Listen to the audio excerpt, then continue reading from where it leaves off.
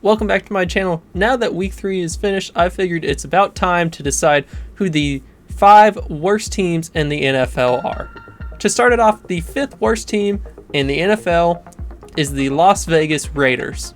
They're currently 1-2, and you may be thinking, hey, they have a win. How are they on this list? There's some winless teams out there. Well, if you've watched their games, they're terrible.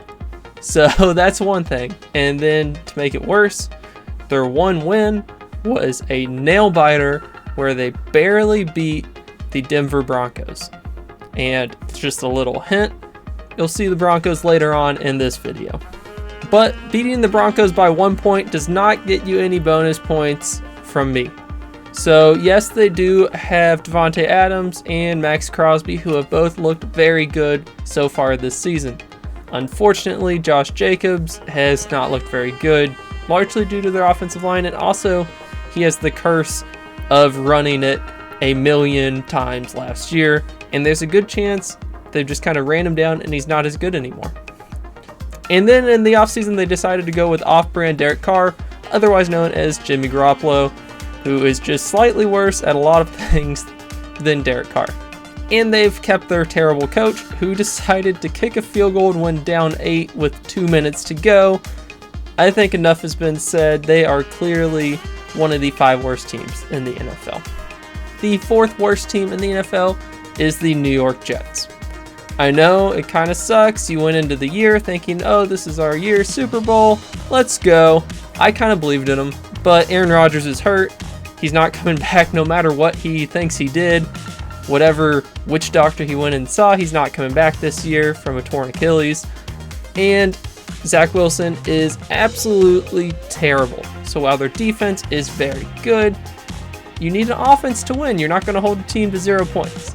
And if you weren't sure how bad the Jets offense was, here is a list of their possessions against the Patriots. Punt, punt, punt, punt, punt, field goal.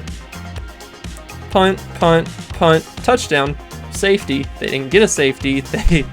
They gave up a safety. Turnover on downs, end of the game. So, does that sound like a good team? No. And unless they get Kirk Cousins or somebody better, they will continue to be in my bottom 5 teams. And once again, I don't care that they have one win. My eyeballs have told me that their offense is literally probably the worst in the NFL. And then for the 3rd worst team in the NFL, we might as well stay in New York, the New York Giants. You could tell as soon as the season started and they played the Cowboys and lost 40-0 that they're not good and they paid Daniel Jones too much. Now, I don't exactly blame him for paying Daniel Jones because they were in a tough situation. They didn't actually pay him that much money, so they didn't really have a choice. But he has not looked good so far. He's looked better than Zach Wilson, so that's something.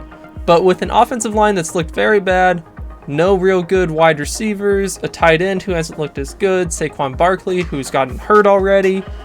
Daniel Jones, once again, is Daniel Jones.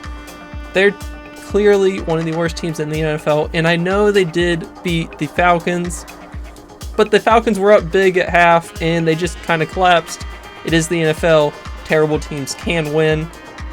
But if you look at the 2 other games the Giants played against the 49ers and the Cowboys, they are both huge blowouts. And they were never even in these games. So unfortunately for New York City, both of the teams are currently in my top 5 worst teams in the NFL. Then the 2nd worst team in the NFL, this could be a bit of a debate, but is the Denver Broncos.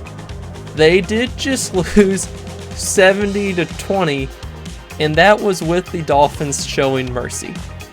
The Dolphins could have kicked a field goal to set the record and end up winning 73-20, but they showed some mercy and, just had a 50-point blowout win. In this game, the Denver defense just could not stop the run, could not catch up to any of the Dolphins players. And yes, the Dolphins are good. They're not 50 points better than another NFL team good, though. And then if you look before that, in week 1, they lost to the Raiders, who are bad. And then in week 2, they looked like they had beaten Washington. They were up big, I wasn't paying attention to the game because I thought, Washington can't come back. And then, what do you know? They did. And once again, Denver could not stop the run. And these aren't elite run offenses that are running all over them. It's not like the Eagles or the 49ers are. It's Washington and the Dolphins. So good running backs, yes, but not elite.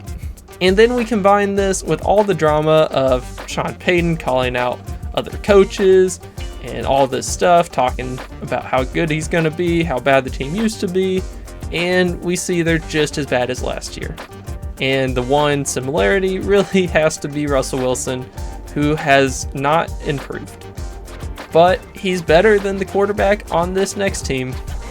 So if you've made it this far, please consider liking, subscribing, and commenting about these rankings. But back to the video. So finally, the number one worst team in the NFL, I think we all know who it is, the Kansas City Chiefs. Now, the Chicago Bears are the worst team in the NFL. A lot of us, including me a little bit, Vegas, the NFL, everybody thought Justin Fields might have a big jump because we saw Jalen Hurts do it, we saw Josh Allen do it, we've seen it several times now.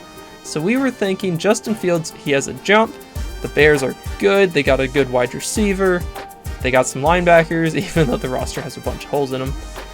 But we thought that the Bears could jump up, be a wild card team, be exciting, be fun. If you've watched them, they're not fun. Fields has gotten much worse than last year. He doesn't know what he's doing. He clearly has not improved, and in fact, he actually has gotten worse. And who knows what the Bears will do next year, because they should probably be looking at Caleb Williams and a few other quarterbacks. But a new quarterback won't fix it. Their coaching is just as bad. Fields even blamed the coaches, which is funny. They had a huge swarm of media stories, such as losing $100,000 worth of equipment and the whole mystery that's gone on with their defensive coordinator. I haven't looked enough into it, so I'm not going to get into that, but they're just a whole circus, and they are, to me, clearly the worst team in the NFL. You put the Broncos against the Bears, you have one ugly football game, but I think that the Broncos would win. And lucky for us, they're playing next week. But going into the game, the Broncos are a 3-point favorite. So that's what Vegas thinks. But anyways, thanks for watching the video. Please stick around, subscribe, and I'll see you later.